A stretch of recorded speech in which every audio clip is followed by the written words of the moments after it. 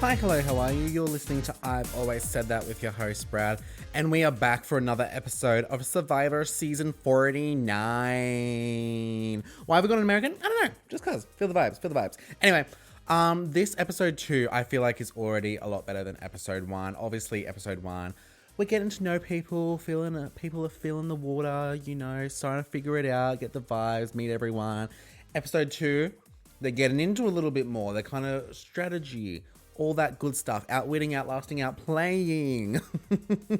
But no, I think this season is shaping up to be pretty good. I'm enjoying it so far, even after just these 2 episodes. So let's just get stuck straight into it. After Tribal with the Kele tribe, everyone's kind of feeling a little bit disheartened, you know, but also unified. It was a united vote against Nicole.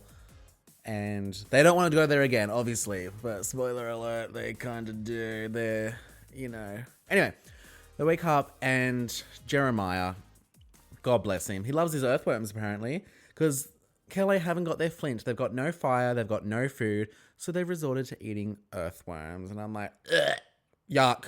No thank you. Absolutely not. But also, how many days have they been out there now? 3-4 days.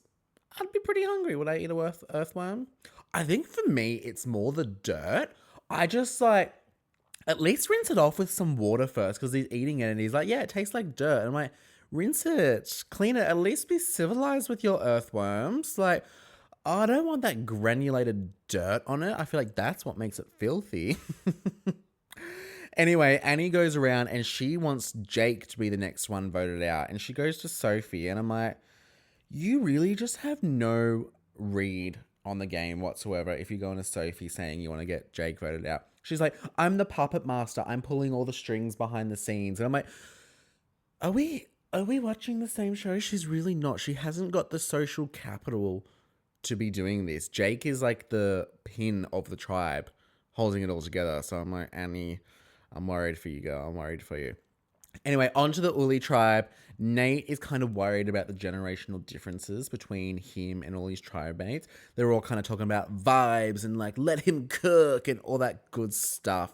But nevertheless, we kind of see a strong 4-person alliance form between him, Rizzo, Shannon, and Savannah.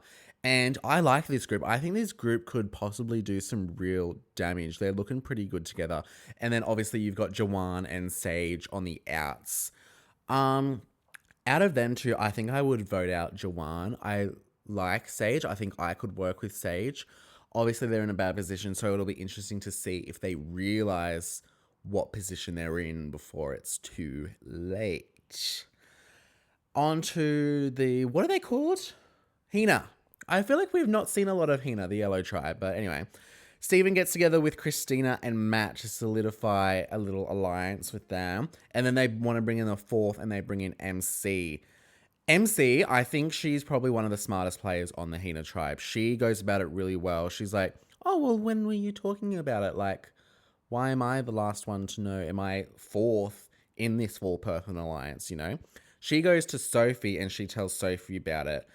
And she says she trusts Steven. She says she has a good connection with Steven. I don't think this 4 is very solid. Obviously, MC's already like going to Sophie and talking about it. But I think MC and Steven have got their heads screwed on pretty well. They've got a pretty good grasp of what's going on in the tribe. So they might actually be the linchpins in this. And I sense that this alliance is going to kind of move around a little bit in the upcoming episodes. Back to Kele. Sophie tells Jake Annie's trying to get him. And it's just like, what is Annie trying to do? She's got absolutely no read on the game. They all go and tell Jake immediately that that's Annie's plan. And they're all like, don't even worry. Like, do not even worry. We have no intention of getting you. And I think they've solidified themselves enough with Jake where Jake can be comfortable with that. I don't see why anyone would want to get rid of Jake. It's just like a stupid idea. Oh, the Uli 4 noticed Jawan has been looking for an idol. He's not been, like, what's the opposite of sus? He's been sus about it. He's been looking for an idol so nonchalantly. Sorry, chalantly. Major chalantly.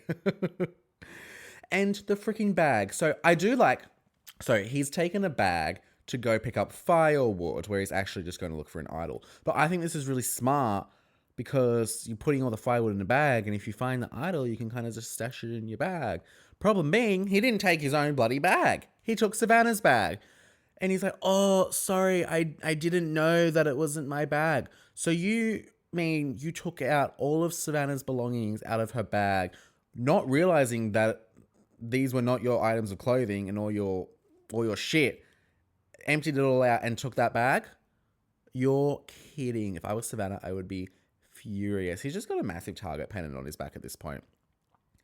Now we get into the first journey of the season. A boat arrives and each tribe has to choose one person to go.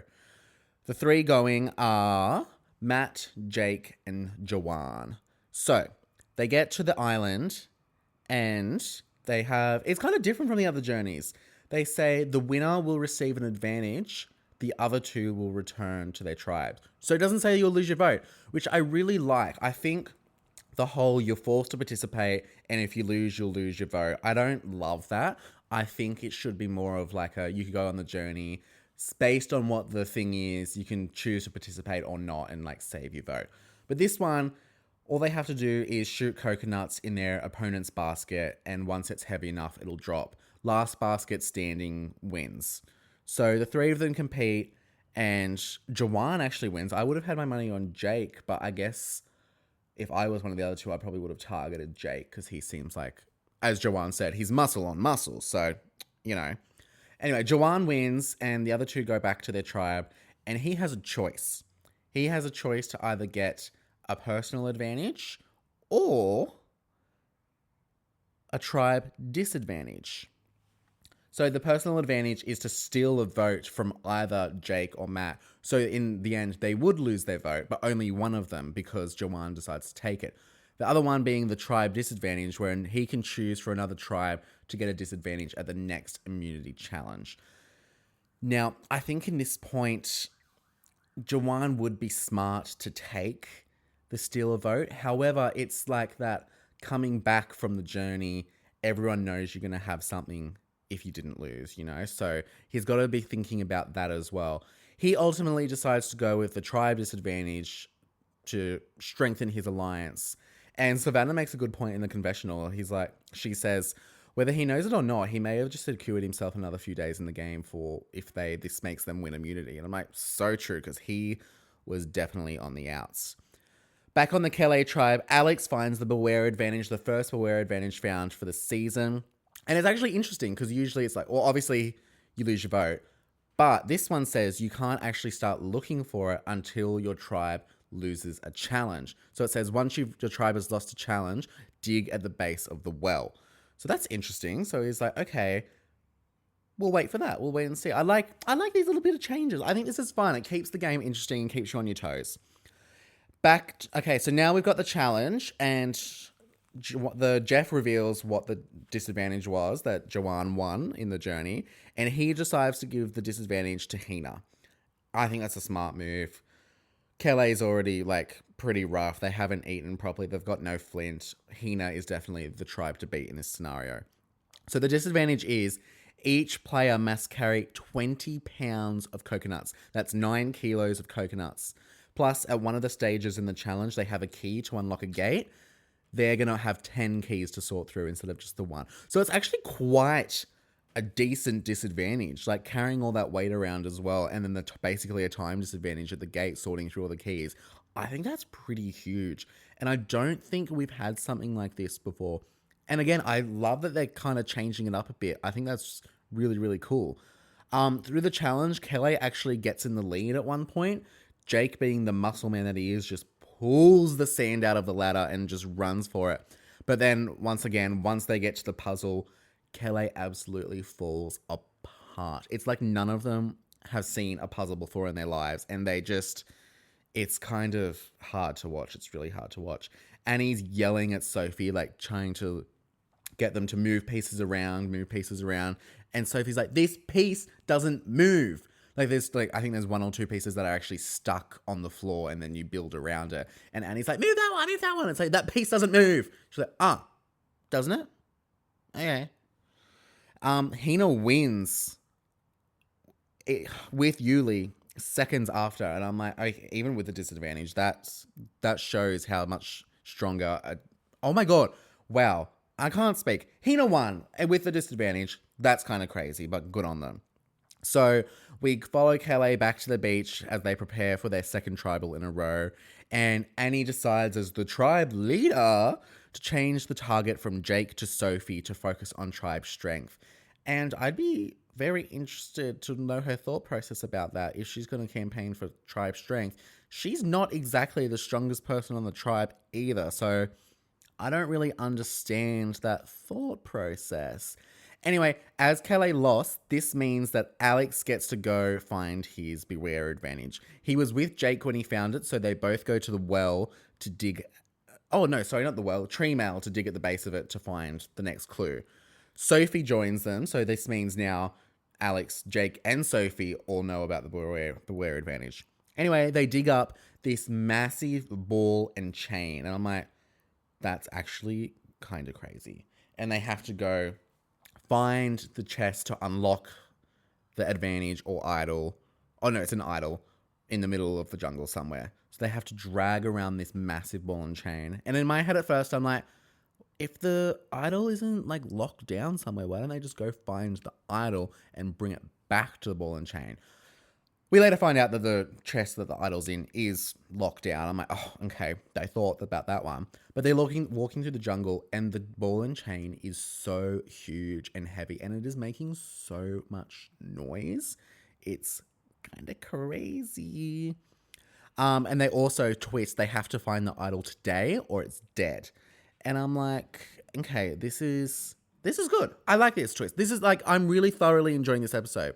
Sophie actually finds the chest in which the idol's kept, and she tries to cover it up a little bit. I'm like, sneaky girl. She's really smart. I think she's very underestimated. And she's like, if I can get the key from the ball and chain and unlock it and take it myself, or just make sure it's hidden enough that it doesn't get found. And I'm like, good girl. I really like the way she's thinking. I think that's really, really smart. Also, Jeremiah now shows up, and now all four of them know about this bloody idol. Annie's the only one that doesn't. They find the chest. Alex finds the chest. He unlocks it, and he gets the idol. He then decides to show the idol to Annie for some goddamn reason, and I'm so confused as to why he's done that. He's trying to strengthen this alliance with her, and I'm like, at this point, I think she's kind of just a lost cause. I don't really know. Him and Annie try and make it seem like they're going to make a move, but I don't really see them doing anything but vote for Annie, basically. And that's what they end up doing. They go to tribal, and they all unanimously vote for Annie, and Annie goes home 4-1. And I think that was the absolute right move for them. They were falling apart. Annie had no social grasp on the tribe itself. This four was really strong together. They weren't going to break up from each other. And I think that's the right four to continue on in the game, and hopefully for them to start actually winning. If they don't win and get fire and get some strength in them, they're just going to absolutely fall apart. So I hope that they get it together. Also, I would like to see more of another tribe and them go to tribal. So if one tribe gets decimated, it's kind of just like a bit boring in aspect. So I would like to see how the strategists on the other tribe work. So we'll see about that. Anyway, I think this is a really good second episode. I'm really loving the direction of the season, like the twists we've gotten, and just like ever so slightly changing things like the Beware advantage, the journey and everything. I think it has a really positive impact on the game, so I'm really liking how it turns out. Let me know your thoughts on the episode in the comments below. Remember to follow us on Instagram and TikTok at I've Always Said That.pod. Remember to like, comment, subscribe, share with your friends. It really helps us here at the podcast. This has been I've Always Said That with your host, Brad, for Survivor Season 49. Thank you. You're welcome. Love you. Bye.